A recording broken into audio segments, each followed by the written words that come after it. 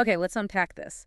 Have you ever felt just um swamped by worries, caught in that loop of thoughts that just won't quit? Oh, definitely. Or maybe you found yourself staring at a to-do list, feeling completely, well, paralyzed, Yeah. unable to start. Exactly.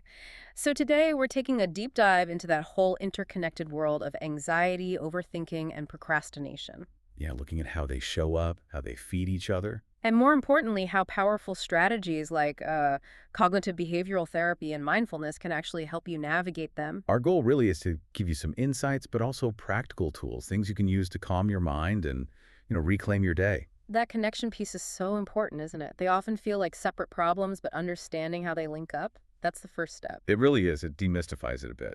So let's start with the basics. How do we even define this feeling of overwhelm? I mean, anxiety is normal sometimes, right? A natural response. Absolutely. It's built in. Yeah. But the research points to it becoming pathological when it gets exaggerated. Exaggerated how?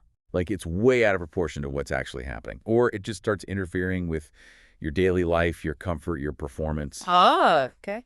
The DSM-5 actually characterizes it as an anticipation of a future threat. Your brain's on high alert for something bad that might happen. Like that smoke detector analogy you mentioned going off when there's no fire. Exactly. And that kind of misfiring alarm, it can really slide right into the trap of overthinking. Right. And we're not talking about helpful reflection here. No, not at all. Some sources call it rumination or even this term accelerated thinking syndrome. Accelerated thinking syndrome. Wow. Yeah, it's basically a state where thoughts become repetitive, unproductive, often negative.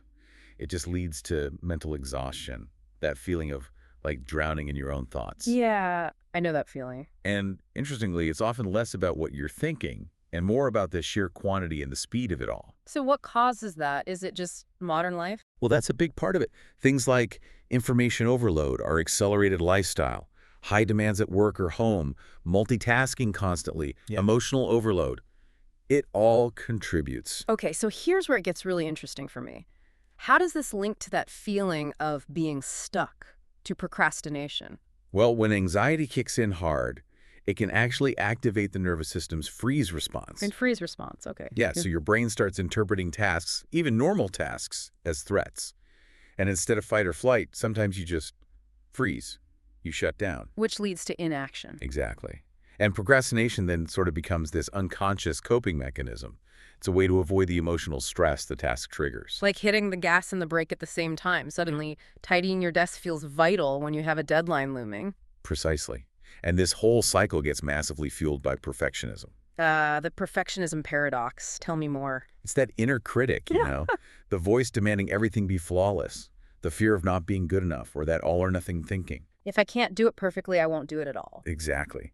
It creates this immense pressure that often paralyzes you before you even start. Procrastination then becomes a way to protect your ego, right? If you don't start, you can't fail. Wow. So the fear of not hitting this impossible standard makes doing nothing feel safer than doing something imperfectly.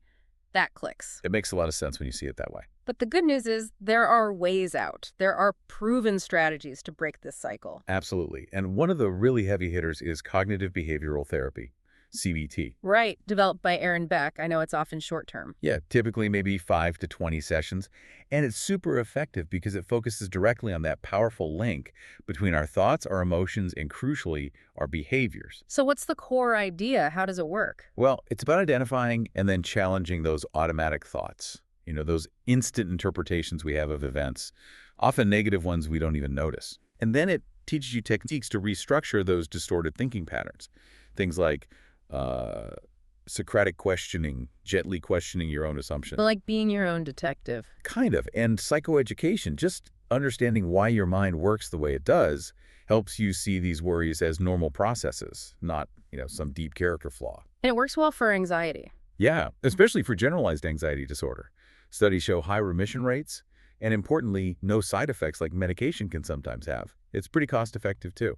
Okay, so CBT is one major approach. What else? Then there's the whole world of mindfulness and meditation, which is incredibly powerful. Mindfulness, it's talked about a lot.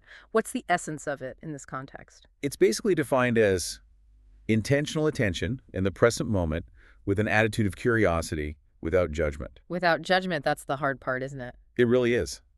But the goal isn't to empty your mind. It's more about changing your relationship with your thoughts, observing them without getting swept away.